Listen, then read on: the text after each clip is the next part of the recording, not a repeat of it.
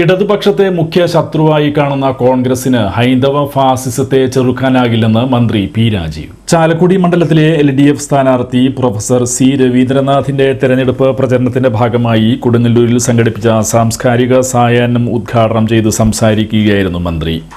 കോൺഗ്രസിന്റെ MP-മാര് തങ്ങളുടെ fixed ഡെപ്പോസിറ്റായാണ് BJP കാണുന്നത്. എന്നാൽ ഇടതുപക്ഷ MP-മാർ BJP-ക്കെതിരെ പൊരുതുന്നവരാണെന്നും അദ്ദേഹം പറഞ്ഞു. ദൈവത്തെ കുറിച്ചാണ് ഇന്ത്യൻ ഭരണഘടന ആമുഖമായി ഭരണഘടനാ അസംബ്ലി അംഗീകരിച്ചത്. അന്ന് ആ എല്ലാവരും ഉൾക്കൊണ്ടിരുന്നു.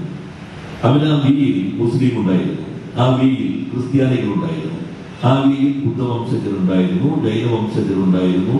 എല്ലാവരെയും ഉൾക്കൊള്ളുന്ന വിയാണ്. അമേരിക്കൻ ഭരണഘടനയുടെ കാലാന്തരേണ വികസിച്ചു വന്നുവെങ്കിൽ ഇന്ത്യൻ ഭരണഘടനയുടെ കാലാന്തരേണ ചുരുങ്ങിക്കൊണ്ടിരിക്കുന്നു എന്നതാണ് നാം നേരിടുന്ന ഏറ്റവും പ്രധാനപ്പെട്ട വെല്ലുവിളി.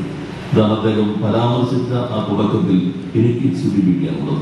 ഇന്ത്യയുടെ പ്രത്യേകത ഒരു മതവും മറ്റൊരു മതത്തിന് മുകളിലല്ല, ഒരു മതവും മറ്റൊരു മതത്തിന് താഴെയുമല്ല. അതാണ് 5 മുതൽ 11 വരെയുള്ള ഭരണഘടനയുടെ ആർട്ടിക്കിളുകൾ പൗരത്വത്തെ മനോഹരമായി കൈകാര്യം ചെയ്തിട്ടുള്ളത്. നമ്മൾ ഇടയ്ക്ക് ചുരുങ്ങി, നമ്മുടെ ഇടയ്ക്ക് ചുരുങ്ങിയിട്ടുണ്ട്.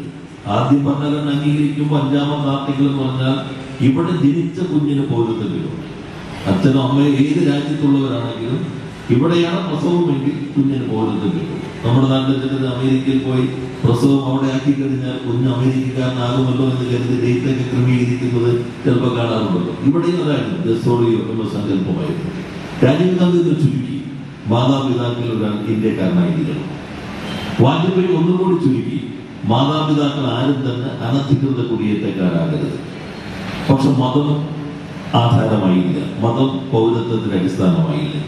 നിങ്ങൾ 6-7 ആർട്ടിക്കിളുകളാണെങ്കിൽ പാകിസ്ഥാനിൽ നിന്ന് മടങ്ങി വരുന്ന ആളുകൾ, അത് 1948 ജൂലൈ 19 മുമ്പും 19 ശേഷം ഭരണഘടന അംഗീകരിക്കുന്നവരെയുള്ള ആളുകൾ, അവർക്ക് പൗരത്വം കൊടുക്കുമ്പോൾ മതം അടിസ്ഥാനമാക്കാമോ?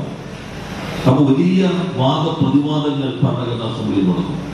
അവസാനം ചിലർ പറഞ്ഞു മുസ്ലിമിന് പ്രത്യേക രാജ്യം വന്നു, പാകിസ്ഥാനിൽ മടങ്ങി വരുന്ന ഒരു മുസ്ലിം ആണെങ്കിൽ പൗരത്വം കൊടുക്കേണ്ടതില്ല.